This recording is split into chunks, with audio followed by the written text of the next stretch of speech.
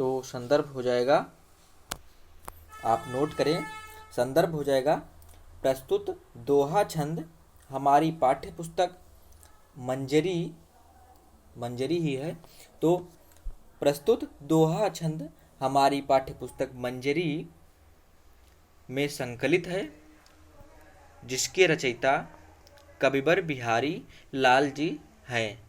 संदर्भ इतना आपको लिखना है कि प्रस्तुत दोहा छंद हमारी पाठ्य पुस्तक हिंदी मंजरी में संकलित है, जिसके रचयिता कविवर बिहारी लाल जी हैं। और इसके बाद में प्रसंग आए तो प्रसंग में क्या लिखना है, प्रसंग है इसमें कवि ने, बिहारी लाल जी ने, ये कवि बिहारी का जो है इसमें प्रार्थना किया है चतुर राधिका जी से। तो इसमें आप लिख देंगे कि कविवर बिहारी या कवि अपने सांसारिक दुखों को दूर करने की प्रार्थना राधा जी से कर रहा है। या फिर आप ऐसे कर सकते हैं कि चतुर राधिका जी से अपने सांसारिक कष्टों को दूर करने का कवि प्रार्थना कर रहा है। तो इसका व्याख्या क्या हो जाएगा, पहले आप इसका अर्थ समझ लें। क्या होगा कि मेरी भव बाधा हरो, बिहारी जी कह रहे हैं कि मेरी मतलब हमारी जो भव मतलब सांसारिक बाधा मतलब कष्ट को, हरो मतलब दूर कर दीजिए। मेरी भव बाधा हरो, सोई का अर्थ होता है सोई, आप कौन, राधा जी से कह रहे हैं, हे राधा जी, हे राधिका जी।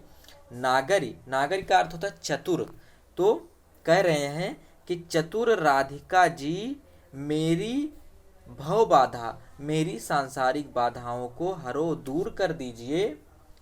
सोई वही दूर करें, सोई मतलब कौन, वही राधिका जी मेरी सांसारिक बाधाओं को दूर करें, जा जिनके तन मतलब शरीर की, झाई मतलब परछाई, जिनके जा तन की झाई पड़े, जिनके शरीर की परछाई पड़ने पर श्याम वर्ण वाले श्री कृष्ण जी हरित द्युति होय, हरित वर्ण वाले, हरित प्रकाश वाले, हरित कांति वाले हो जाते हैं।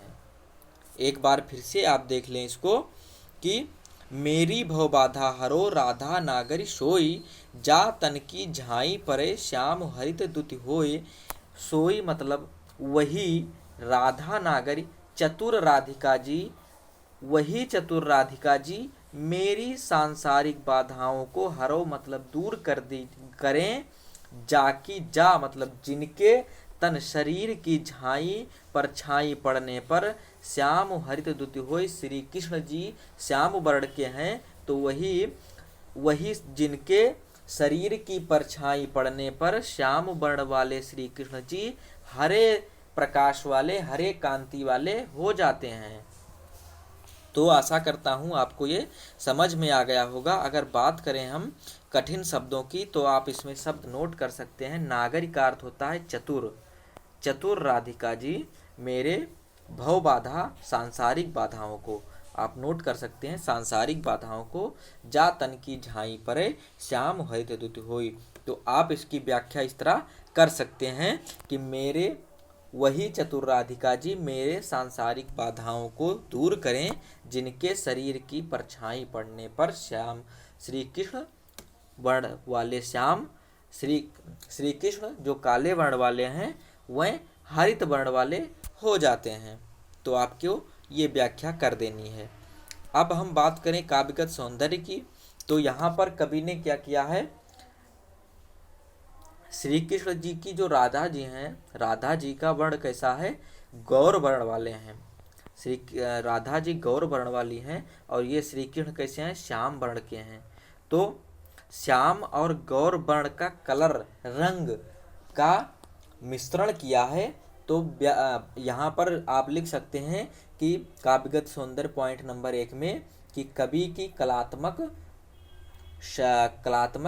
शैली का प्रदर्शन हुआ है, कवि की कलात्मक शक्ति का प्रदर्शन हुआ है।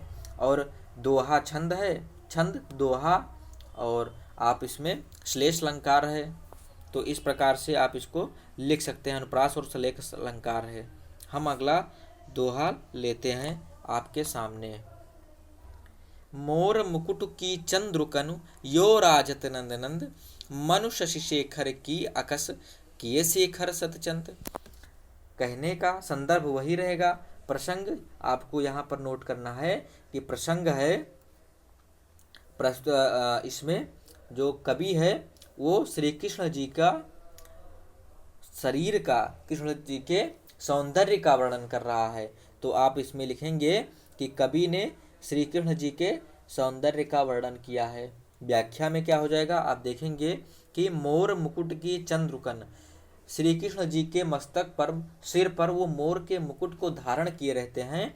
तो वही है कि मोर मुकुट की चंद्रकण, मोर पर मुकुट जो है उसमें मोर के पंखे लगे हुए हैं और उसकी चंद्रकाएं, जो चंद्रमा के आकार की मोर के पंखे में, जिन्होंने सामान्यतः सभी ने मोर के पंखे को देखा है, तो मोर के पंखे में चंद्रमा की चंद्रिकाएं, छोटी छोटी चंद्रमाएं बनी होती हैं बीच में।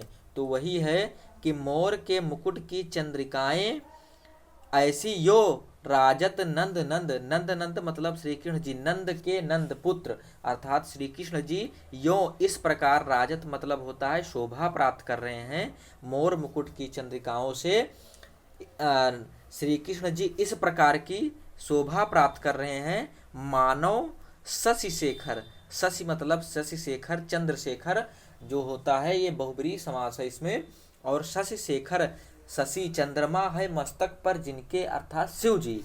तो मानो शिव जी की अकस ईर्ष्या से, शंकर जी ने एक चंद्रमा धारण किया रखा है, तो वही मानो शंकर जी के ईर्ष्या से किए शेखर सतचंद, सैकड़ों चंद्रमाओं को धारण किए हुए हैं। तो इसका आप व्याख्या इस तरह लिखेंगे कि मोर मुकुट की चंद्रिकाओं से श्री कृष्ण जी इस प्रकार की शोभा प्राप्त कर रहे हैं, मानो शंकर जी की ईर्ष्या से सैकड़ों चंद्रमाओं को धारण किए हो, मस्तक पर सैकड़ों चंद्रमाओं को धारण किए हो। तो आप इस प्रकार से इसको लिख देंगे। छंद दोहा है, अनुप्रास अलंकार, और इसमें अनुप्रास अलंकार और मानवीकरण अलंकार भी इसमें है। तो हम अगले पंक्ति पर बढ़ जाते हैं और अगला दोहा देखते हैं। सोहत ओढ़े पीतु पटु, श्याम सलोने गात, मनौ नीलमणि शैल पर, आतप पर्यो प्रभात। इसमें क्या है कि कवि ने प्रसंग में, कवि ने श्याम वर्ण, नीले वर्ण और पीले वर्ण पर, जो श्याम वर्ण पर जब प्रभात की रोशनी, सुबह की रोशनी पड़ रही है तो किस प्रकार से हो रहा है, तो कवि ने श्री कृष्ण के स्वरूप की तुलना नीलमणि के पर्वत पर पड़ रही किरणों से की है। तो प्रसंग आपका यही हो जाएगा कि कवि ने श्री कृष्ण के स्वरूप की तुलना नीलमणि के पर्वत पर पड़ रही किरणों से, सुबह की किरणों से की है। आप देखेंगे इसमें संदर्भ वही रहेगा, प्रसंग बता दिया। व्याख्या देखें। सोहत ओढ़े पीत पटु, पीत पीतांबर श्री कृष्ण जी धारण करते थे। पीत मतलब पीला, पीला, पटु का अर्थ होता है कपड़ा। तो पीला कपड़ा या पीतांबर को सोहत माने शोभा पा रहे हैं, ओढ़े।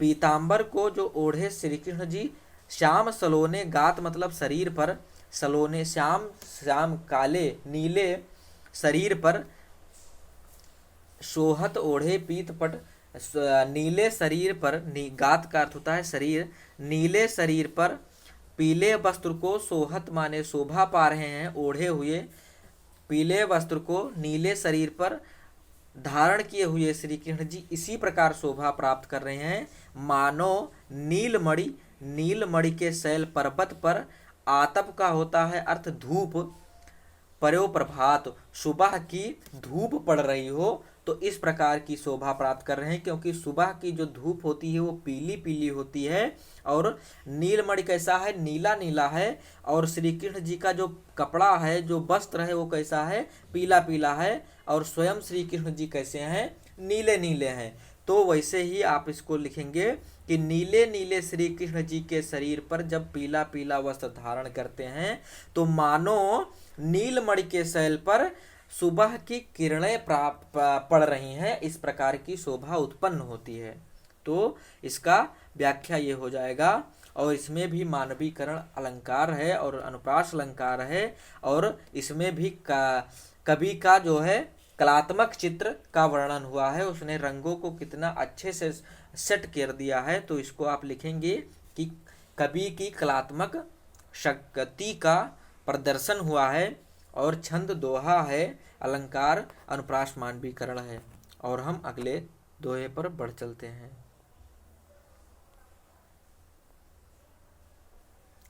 अधर धरत हरि के परत, ओठ डीठ पट ज्योति, हरित बांस की बांसुरी, इंद्रधनुष रंग होत। ये आप यहाँ पर रंग पढ़िएगा।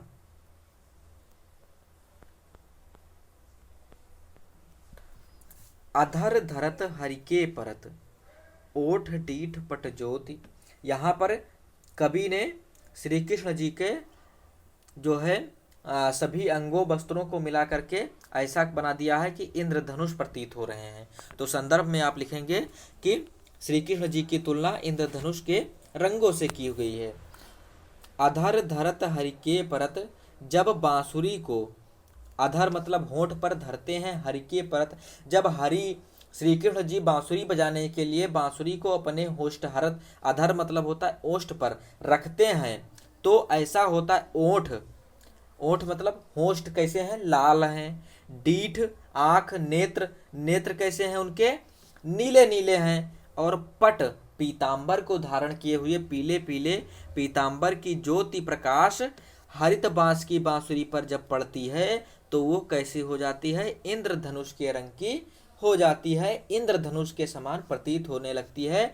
जब श्री कृष्ण जी अपने बांसुरी को अधर होष्ट पर रखते हैं और ओठ लाल है, डीठ मतलब होता है नेत्र, नेत्र श्री कृष्ण जी के नीले नीले हैं, और पट मतलब पीतांबर कपड़ा को जो धारण करते हैं कि पीतांबर वस्त्र को, तो उसके प्रकाश से जब बांस की बांसुरी, हरे रंग की बांसुरी पर ये तीनों प्रकाश और अधर जो होष्ट है उसका प्रकाश पड़ता है, तो ये चारों मिलके इंद्रधनुष के रंग की शोभा प्राप्त करते हैं।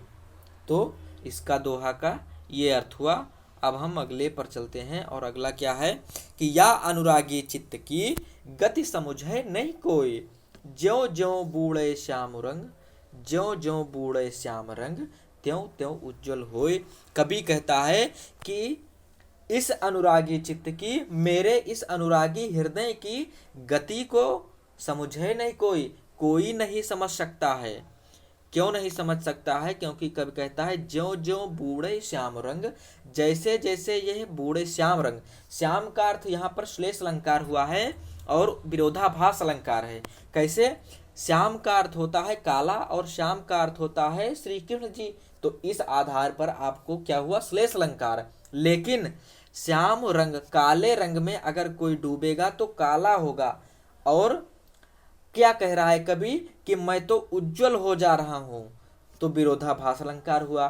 तो अब अर्थ समझिए कि या अनुरागी चित्त की, इस अनुरागी चित्त की, इस मेरे अनुरागी, कवि के अनुरागी चित्त की, हृदय की गति को कोई नहीं समझ सकता। क्यों नहीं समझ सकता, क्योंकि जैसे जैसे बूढ़े श्याम रंग अर्थात श्री कृष्ण जी के रंग में जैसे जैसे ये डूब रहा है, त्यों त्यों वैसे वैसे धीरे धीरे वैसे वैसे उज्जवल हो रहा है। उज्जवल का अर्थ होता है पवित्र हो रहा है। तो आप यहाँ लिखेंगे कि कवि कहता है कि जैसे जैसे, आप लिखेंगे कि कवि कहता है कि मेरे इस अनुरागी हृदय की गति को कोई नहीं समझ सकता, जैसे जैसे यह श्री कृष्ण जी के रंग में डूब रहा है वैसे वैसे यह उज्जवल, ब्रैकेट में आप लिख देंगे पवित्र हो रहा है। तो आप इसको लिखेंगे। और छंद दोहा है, अलंकार अनुप्रास, श्लेष और विरोधाभास अलंकार का प्रयोग किया गया है। तो ये रहा, हमने आज इसका अध्ययन किया, और हम अगली वीडियो में इसके अन्य दोहों का अध्ययन करेंगे। तब तक के लिए नमस्कार, जय हिंद।